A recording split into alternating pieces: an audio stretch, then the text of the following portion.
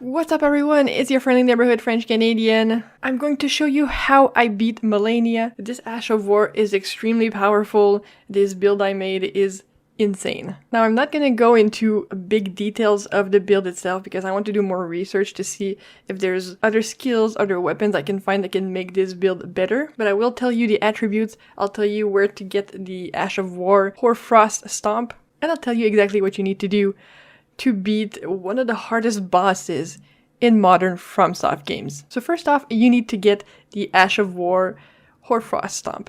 It is east of Caria Manor, so it's in the Lucaria area, but I'll show you on the map.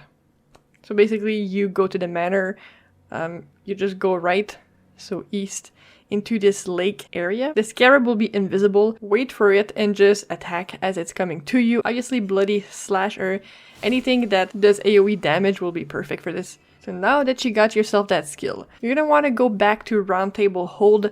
You're gonna respec both of your weapons, or one weapon, whatever you're using, with the stomp into frost. Now, frost scales with intellect, so if you were using my Bloodblade build or any other build, you're gonna have to respec. So the way I respec is, vigor was at 36, endurance was at 25, my intellect was at 50, and my dexterity was at 45. So you want to go for a dex intellect build.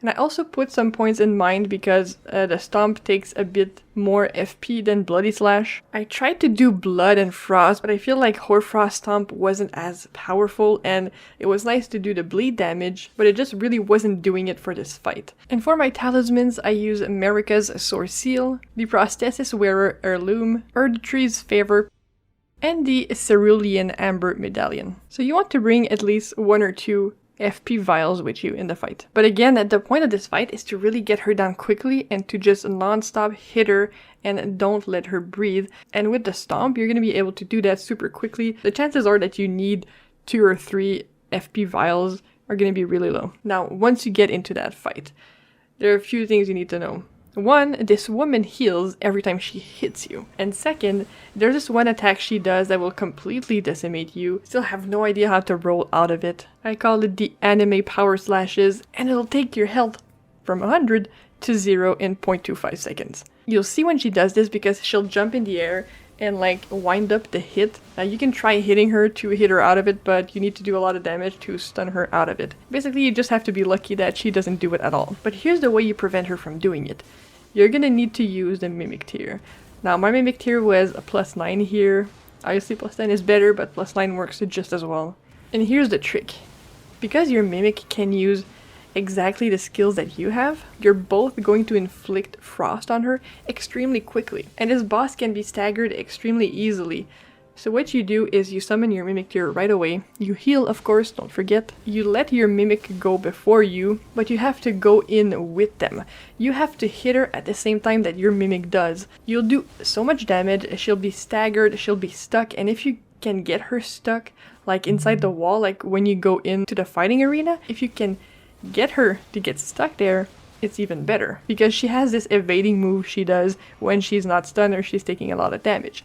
But if she's stuck against a wall, she can't do it, there's nowhere to go. And your Mimic will also use a Hoarfrost Stomp. So you both using it at the same time does insane amount of damage. It stuns her, there's nothing she can do. That's what you have to do in the first phase. It's relatively easy if you keep in mind that you need to be on her at all times and you need to help your Mimic do damage to her and stun her at all times. Now the second phase is where it gets a little bit more tricky. She will go in the air and then she'll come down into like a flower thing and it will explode and it will kill you instantly. So as soon as you have control over your character in the second phase, unlock yourself from her and just run and roll when she impacts the ground.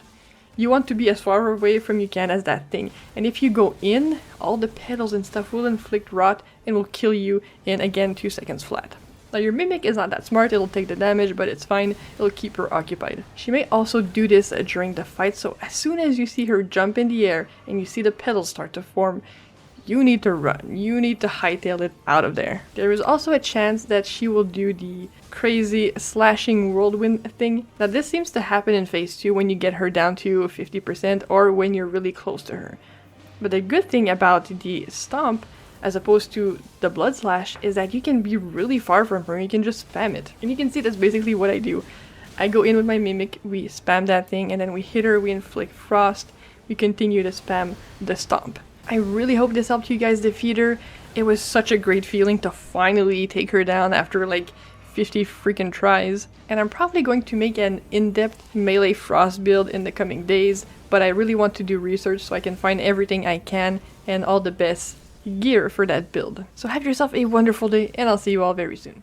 And I have never known defeat. Not today, Satan. Not today.